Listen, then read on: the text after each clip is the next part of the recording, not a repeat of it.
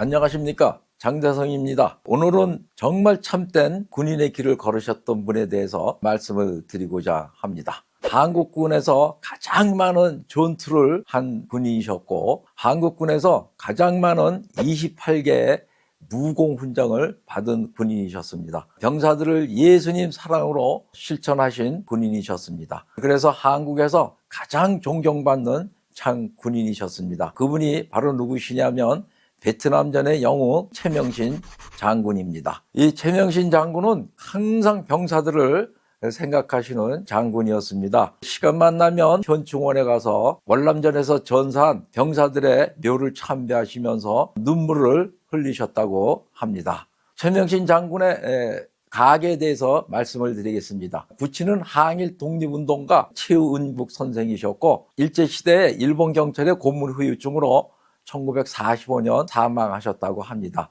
그리고 외조부는 조선말 1890년에 교회를 세우신 초기 교회 장로여셨다고 하시고, 그 외조부의 성함은 박진준 장로로 알려져 있습니다. 장로의 따님이신 분이 바로 최명신 장군의 모친이십니다. 그리고 동생 한 분이 있었는데, 동생 최명세 씨는 소위로서 6.25 때 전쟁을 하다가 양구 백석산 전투에서 전사를 했습니다. 최명신 장군은 1945년 이전에 평양사범학교를 졸업하셨습니다. 이 북한에서 평양사범학교는 제일 좋은 학교였죠. 엘리트였습니다. 1945년 해방이 되니까 김일성 일당이 들어와서 북한의 공산당 국가를 건설하고 있었습니다. 이때 20세 최명신 청년이 김일성을 만나게 되었습니다. 김일성은 최명신 청년을 만나서 얘기를 나눈 후에 조선에도 이렇게 사회주의 지식을 많이 갖고 있는 유능한 청년이 있는가?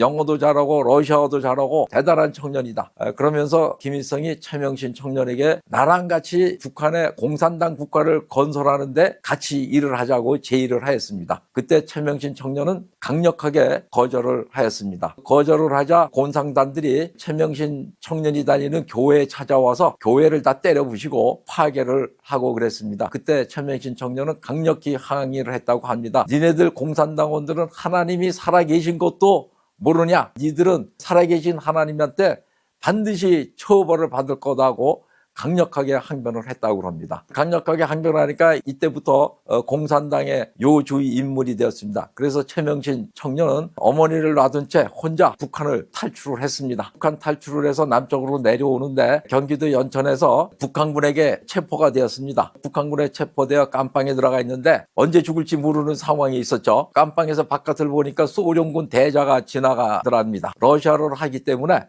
소련군 대자에게 러시아어로 말을 걸었답니다. 그랬더니 소련군 대자가 너무 반가워서 야, 이 조선이라는 이 조그만 나라에도 러시아어를 하는 유능한 청년이 있구나. 그래서 그 소련군 대자하고 말을 했대요. 그래서 소련군 대자 대화하면서 나를 좀 빼내달라. 그랬더니 소련군 대자가 그 깜빵에서 빼내줬답니다. 이것이 다 하나님의 기적이었다고 최명신 장군은 수레를 하고 있습니다. 그래서 소련군 대자가 빼내줘서 곧바로 서울로 들어와서 자리를 잡았다고 합니다.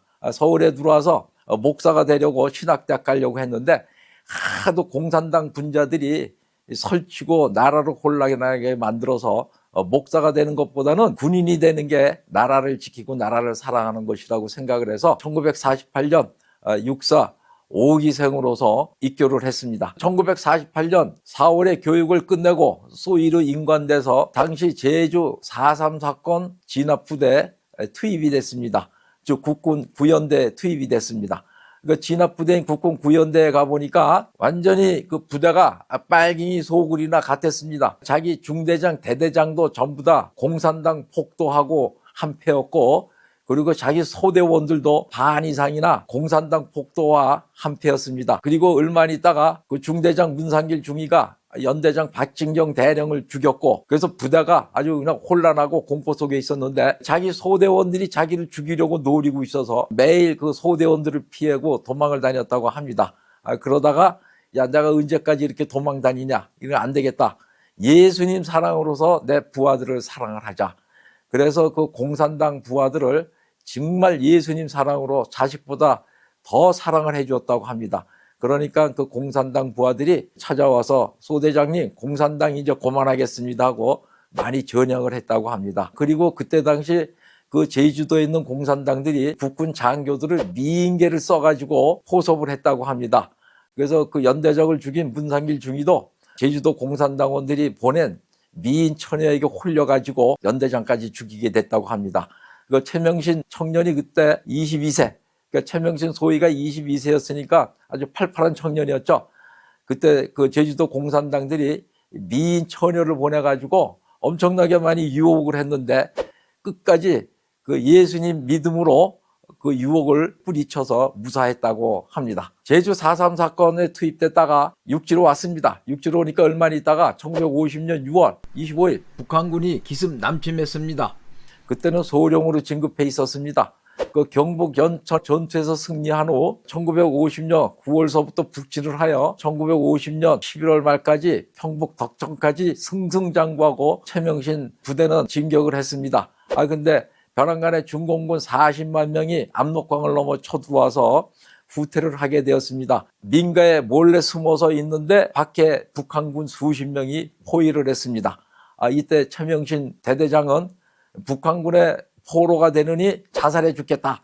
그래서 권총을 빼가지고 머리에다가 권총을 쐈는데 권총이 격발이 안 되었습니다. 그래서 살아난 거죠. 죽으려고 해도 죽지를 못한 겁니다. 그래서 그때 야, 죽고 사는 것은 내한테 달려있는 게 아니라 하나님한테 달려있는 거다. 하나님 믿고 전투에 나가자. 그래서 3명이 포위하고 있는 북한군 수십 명과 전투를 해가지고 전부 다 죽이고 무사히 남으로 내려와 귀환했다고 합니다. 남으로 귀환한 후에 북한군 수십 명을 포위망을 뚫고 내려온 공로가 인정이 되어서 중령 진급하고 한국군 최초로 게릴라 부대를 만들었습니다. 그때 그 게릴라 부대 이름이 백골병단이었는데 그 백골병단의 지휘자가 되어서 북한군 후방을 침투 명령을 받았습니다. 이때 최명신 중령은 평양 사투리를 잘 쓰는 사람이기 때문에 북한군 중자 장교복으로 위장을 하고 그리고 부대원들도 전부 다 북한군 군복을 입고 북한군 후방으로 침투했습니다. 약 500명 정도가 침투했다고 합니다. 금강산 너머에 있는 북한군 유격군 사령부를 쳐들어가 가지고 북한군 유격사령관 기론팔 중장 그리고 참모장 강칠성 대자 등 장교 20여 명을 생포해 가지고 강릉으로 귀환했습니다. 그때 엄청나게 귀한 그 작전 사료 명령서들도 같이 압수해 왔다고 합니다. 이 강릉에 귀환했을 때 강릉에 있던 구사단 참모장 박정희 대령을 만나서 함께 식사를 하게 됐는데 이때서부터 박정희 대통령과 인연을 맺게 되었다고 합니다. 그 백골병단을 기회해서 엄청난 전과를 올린 후에 곧바로 강원도 양구에 투입이 됐습니다. 강원도 양구에서 7사단 5연대가 북한군과 전투를 하고 있었는데 양갈보 고지에서 전투를 하고 있었습니다. 그 왜 양갈보 고지냐 하면은 오늘은 한국군 고지가 되고 내일은 북한군 고지가 되고 이렇게 매일 고지의 주인이 바뀌는 겁니다. 고지의 주인이 바뀌니까 주인을 매일 바꾸는 여자, 즉 창녀, 그 양갈보죠. 그래서 그 고지 이름이 양갈보 고지가 된 겁니다. 근데 연대장이 부임을 하면 며칠 안 있다가 전사해 죽는 겁니다. 그러니까 아무도 연대장으로 가려고 그러진 않아요. 그래서 할 수 없이 부연대장이었던 최명신 중령을 대령 진급시켜서 연대장으로 임명을 해서 양갈보 고지를 어떻게 해서든지 탈환하라는 명령을 내렸습니다. 최명신 대령은 7사단 5연대를 주의해서 아주 독특한 공격을 하여 그 양갈보 고지를 탈환을 해서 그 다음에는 북한군이 어떤 공격을 해도 절대로 내주질 않았습니다. 그래서 양갈보 고지가 완전히 한국군 고지로 바뀌었죠. 그래서 한국군 고지로 바뀐 다음에는 주인을 바꾸지 않는 고지라고 해서 절개고지라고 이름이 바뀌었다고 합니다. 이때 양갈보 고지 전투 후에 또 애몽고지 전투에서 대승을 했는데 그 애몽고지 전투에 대승한 후에 축하를 해주러 장군들과 장교들이 찾아갔습니다. 이때 박정희 대령도 축하해주러 찾아가서 최명신 대령과 같이 찍은 기념사진이 있습니다. 그러니까 이때 벌써 박정희 대령과 최명신 대령은 어느 정도 친한 사이가 되었었겠죠. 전쟁이 끝난 후에 최명신 대령은 준장 진급을 하고 제1군 사령부 작전처장으로 부임을 했습니다. 그때 박정희 대령은 도장이 돼 있어가지고 1군 참모장으로 근무를 하고 있었습니다. 박정희 장군과 최명신 장군은 어떤 사이냐면 최명신 장군이 육사 5기의 교육을 받고 있을 때 바로 직속 교관이었습니다. 그때 당시에 박정희 장군은 대위였습니다. 1951년 3월에 백골병단 전투 끝난 후에 강릉에서 최명신 중령과 박정희 대령이 만났고 1958년 일군사령부의 이 두 장군은 나라가 혼란하니 이러다 공산당 국가가 된다. 북한에 넘어간다. 새로운 나라를 만들어야 된다고 그래서 5.16 군사혁명을 일으키는데 같이 마음을 하였습니다. 최명신 장군은 5.16 군사혁명 당시에 5사단장이었는데 그 5사단을 혁명군으로 투입을 해서 혁명에 성공을 했습니다. 그래서 혁명의 공신이었죠. 일군사령부에 근무할 때 두 분이 같이 찍은 기념사진이 있습니다. 5.16 혁명 이후에 1965년 베트남전에 한국이 참전하게 되는데 초대 베트남 한국군 사령관으로 부임을 하게 됩니다. 왜 베트남 전에 초대 사령관으로 나가게 되냐면 최명신 장군이 한국군 중에서 가장 전투를 많이 한 분이고 그리고 무공훈장도 가장 많이 받으신 분이고 또 특히 6.25 때 게릴라 부대인 백골병단을 주위해서 북한군 장군까지 생포를 한 혁혁한 전과를 가지신 분이기 때문에 그 베트남에 파병을 하였던 것입니다. 그 베트남에 파병을 하여서 전투를 너무 잘하여서 미군이 항상 그 최명신 장군에게 감사하고 고마워했다고 합니다. 한국과 미국이 아주 공고한 관계를 잘 맺어가지고 한국 경제 발전에 미국이 엄청난 지원을 많이 주었습니다. 특히 1970년대 그 중동 건설을 한국 건설회사들이 나가는데 미국 정부가 엄청나게 많이 도와줬죠. 그 도와준 이유는 월남에서 즉 베트남에서 한국군이 전투를 너무 잘해서 미국이 많은 도움을 받았기 때문이었습니다. 미국은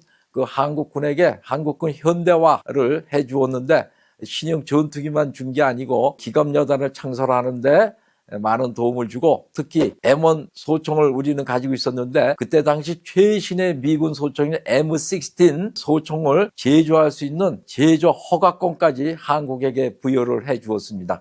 그래서 지금 한국이 방위 산업의 세계적인 국가가 될 수가 있었던 것입니다. 최명신 장군이 베트남에서 혁혁한 정권을 냈기 때문에 한국이 미국의 도움을 받아가지고 기적적인 경제 발전을 달성을 하여 세계 10위 경제 대국이 될 수가 있었습니다. 최명신 장군은 아주 독실한 신자였죠.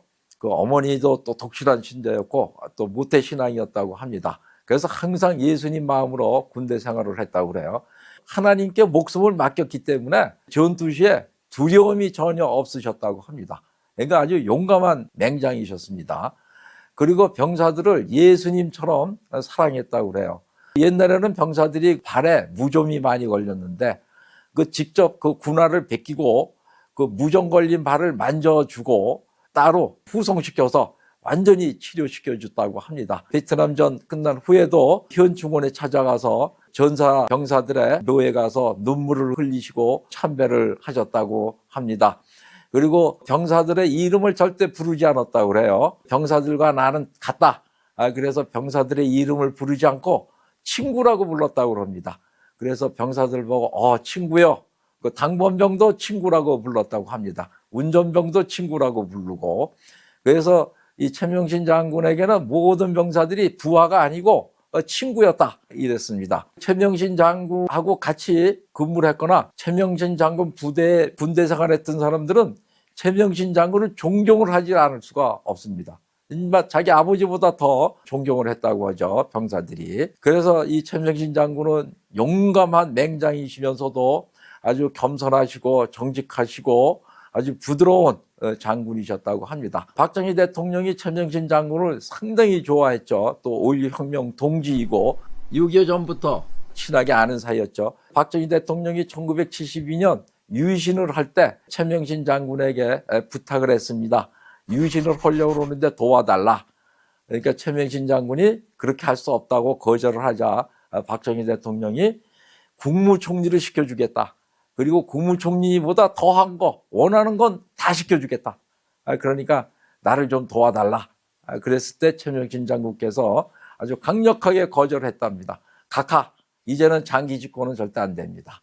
박정희 대통령 때 거부를 해가지고 중장으로 전역이 되었습니다. 중장으로 전역된 후에 그 야당에서도 또 최명신 장군의 인품을 알고 국민들의 인기도 최고였기에 최고위직을 주겠다.